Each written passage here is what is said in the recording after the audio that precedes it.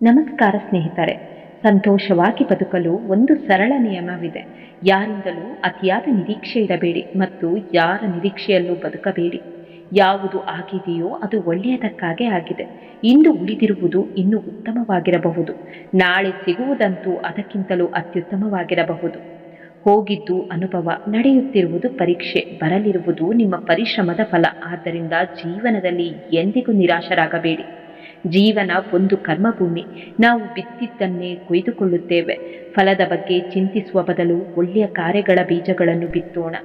ಸಹನೆಗೂ ಒಂದು ಮಿತಿ ಇದೆ. ಆತ್ಮ ಗೌರವವನ್ನು ಕಳೆದುಕೊಂಡು ಮಾಡುವ ರಾಜಿ ಸಹನೆ ಅಲ್ಲ, ಅದು ದುರ್ಬಲತೆ. ಒಳ್ಳೆಯವರಾಗಿರಿ, ಆದರೆ ಅದನ್ನು ಎಲ್ಲರಿಗೂ ಸಾಬೀತುಪಡಿಸಲು ನಿಮ್ಮ ಅಮೂಲ್ಯ ಸಮಯವನ್ನು ವ್ಯರ್ಥ ಮಾಡಬೇಡಿ. ನೀವು ಹೆಜ್ಜೆ ಇಡಲು ಪ್ರಾರಂಭಿಸಿದರೆ ದಾರಿಗಳು ತಾನಾಗೆ ಕಾಣಿಸಿಕೊಳ್ಳುತ್ತೆ. ಸ್ಪಷ್ಟತೆ ಯೋಚನೆಗಳಲ್ಲಿ ಅಲ್ಲ, ಕಾರ್ಯಗಳಲ್ಲಿ ಇರುತ್ತೆ. ಮೊದಲು ಹೆಜ್ಜೆ ಇಡಿ, ಗುರಿ ನಿಮ್ಮ ಮುಂದೆ ಬರುತ್ತದೆ.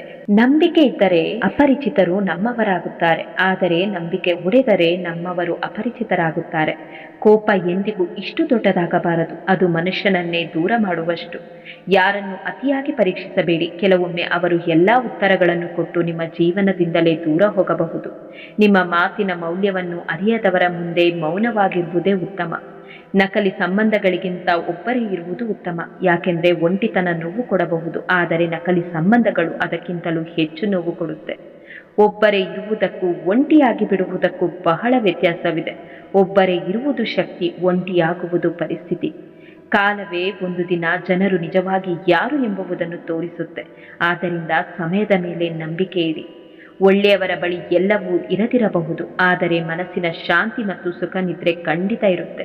ಕೊನೆಗೆ ಒಂದು ಮಾತು, ಬಯಸಿದ್ದನ್ನು ಪಡೆಯುವುದು ಯಶಸ್ಸು, ಆದರೆ ಸಿಕ್ಕಿದ್ದನ್ನು ಪ್ರೀತಿಸುವುದು ನಿಜವಾದ ಸಂತೋಷ. ಜೀವನದಲ್ಲಿ ಕೆಲವು ವಿಷಯಗಳನ್ನು ಮರೆತು ಬಿಡುವುದು ಉತ್ತಮ.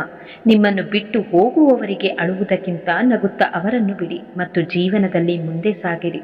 ಪ್ರೀತಿ ಮಾಡುವುದಷ್ಟೇ ಅಲ್ಲ, ಗೌರವಿಸುವುದನ್ನು ಕಲಿಯಿರಿ. ಯಾರಾದರೂ ನಿಮ್ಮನ್ನು ನಿರ್ಲಕ್ಷಿಸಿದ್ರೆ ಅವರಿಂದ ದೂರವಾಗಿ. ಸಂಬಂಧಗಳು ತಮ್ಮ ಸ್ಥಾನದಲ್ಲಿ ಇರಬೇಕು, ಅವು ನಿಮ್ಮ ಸ್ವಾಭಿಮಾನವನ್ನು ಕಳೆದುಕೊಳ್ಳುವಂತೆ ಮಾಡಬಾರದು. ಜನರು ನಿಮ್ಮ ಜೀವನಕ್ಕೆ ಬಂದು ಹೋಗುತ್ತಾರೆ, ಆದರೆ ನಿಮ್ಮನ್ನು ಬಿಟ್ಟು ಹೋದವರು ಮರಳಿ ಬಂದರು, ಅವರು ಹಿಂದಿನವರೇ ಆಗಿರುವುದಿಲ್ಲ.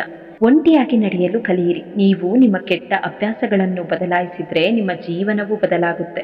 ನಿಜವಾದ ಪ್ರೀತಿ ನಿಮ್ಮನ್ನು ಮುಂದಕ್ಕೆ ಕೊಂಡೊಯ್ಯುತ್ತದೆ, ತಡೆಯುವುದಿಲ್ಲ. ನಿಮ್ಮ ಜೀವನದಿಂದ ಹೋಗಲು ಬಯಸುವವರಿಗೆ ದಾರಿ ಬಿಡಿ. ಅವರನ್ನು ತಡೆಯುವುದರಿಂದ ಅವರು ನಿಮ್ಮವರಾಗುವುದಿಲ್ಲ. ಯಾರಾದರೂ ಕೆಟ್ಟವರು ಎಂದು ಭಾವಿಸಿ ಅವರನ್ನು ತಕ್ಷಣ ತೀರ್ಮಾನಿಸಬೇಡಿ. ಪ್ರತಿಯೊಬ್ಬರಿಗೂ ತಮ್ಮದೇ ಕಥೆ ಇರುತ್ತೆ. ಕ್ಷಮಿಸುವುದು ಮಹಾನ್ ಗುಣ. ದ್ವೇಷವನ್ನು ಹೃದಯದಲ್ಲಿ ಇಟ್ಟುಕೊಳ್ಳಬೇಡಿ. ನಿಮ್ಮ ಹೃದಯ ಒಳ್ಳೆಯದಾಗಿರಲಿ. ಜಗತ್ತು ಬದಲಾಗಲಿ ಅಥವಾ ಬದಲಾಗದಿರಲಿ, ನಿಮ್ಮ ಒಳ್ಳೆಯತನವೇ ನಿಮ್ಮ ದೊಡ್ಡ ಶಕ್ತಿ.